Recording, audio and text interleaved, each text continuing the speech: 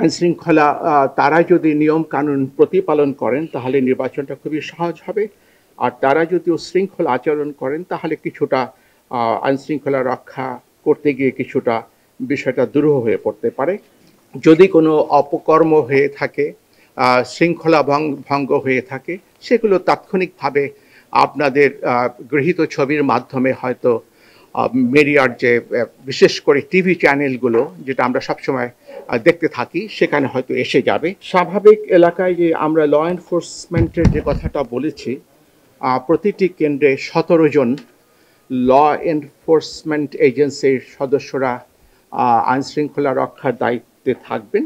আর যেগুলো একটু সেন্সিটিভ কেন্দ্র সেখানে 19 জন করে থাকবে, এটা আমরা নিশ্চিত করেছি এবং আমরা ওদের সাথে যে সভা করেছি সেখানে আমরা সর্বসম্মতভাবে এটা নির্ধারণ করেছি।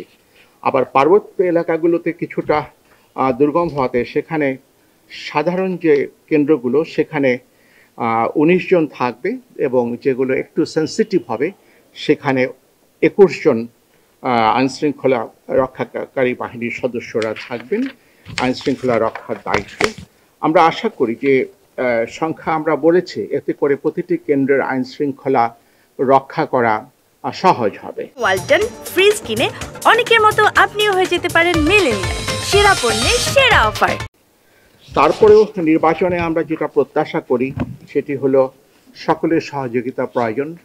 শুধু আইনশৃঙ্খলা রক্ষাকারী বাহিনী নয়, যারা প্রার্থী এবং প্রার্থীদের যারা কর্মী, তারা যদি আইনশৃঙ্খলা তারা যদি নিয়ম কানুন প্রতিপালন করেন তাহলে নির্বাচনটা খুবই সহজ হবে।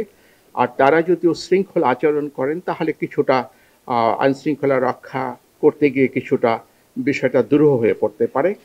যদি কোনো অপকর্ম হয়ে থাকে, শৃঙ্খলা ভঙ্গ হয়ে থাকে, সেগুলো তাৎক্ষণিকভাবে আপনাদের গৃহীত ছবির মাধ্যমে হয়তো মিডিয়ার যে বিশেষ করে টিভি চ্যানেলগুলো যেটা আমরা সবসময় দেখতে থাকি সেখানে হয়তো এসে যাবে।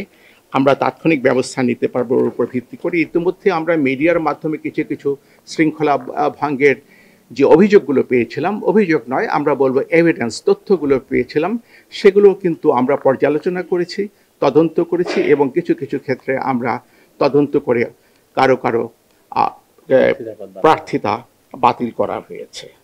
আমাদেরকে এগুলো করতে হয় এবং তারপরেও আমাদেরকে আপনার আদালতে আমাদের অসংখ্য মামলা হয়ে থাকে, সেই মামলাগুলোর দেখভাল করতে হয়, কারণ প্রতিটি আদেশের বিরুদ্ধেই যারা প্রার্থী যারা সংক্ষুব্ধ হন তারা আদালতে যান এবং আমাদেরকে তড়িৎ আদালতে সেটা মোকাবেলা করতে হয় এবং আদালতের আদেশ আমাদের প্রতিপালন করতে হয়।